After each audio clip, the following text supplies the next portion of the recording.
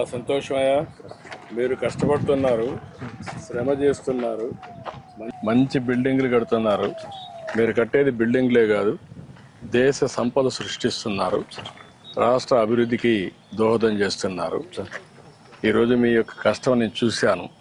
5 సంవత్సరాలైతే ఇసుకు కూడా లేకుండా చాలా కన్స్ట్రక్షన్ మొత్తం ఆగిపోయింది. చాలామంది భవన నిర్మాణ కార్మికులు దెబ్బతిన్నారు.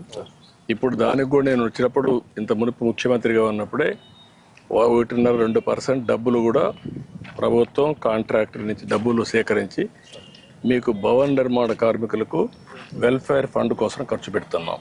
దాంట్లో కూడా కొంత డబ్బులు ఉంది. ఇప్పుడు మీరు చెప్పారు సెంటరింగ్ సామానం కావాలని, అవన్నీ ఇప్పిస్తాను. అదే మనం గేదెలు పట్టుకుంటా ఉన్నారు, అది కూడా వర్కౌట్ చేద్దాం. ఇవేం చేయాలో చేద్దారని చెప్తాను. అన్ని విషయాలు నీ విషయం కూడా మాట్లాడి నేను కలెక్టర్కి ఆదేశాలు ఇస్తాను, చెప్పి చేయిస్తాను. ఇల్లు కట్టిస్తాను, ఇంటి జాగా ఇప్పించి ఇల్లు జాగా కూడా ఇమ్మంటాను, ఇచ్చి అన్నీ చేస్తాను. రండి.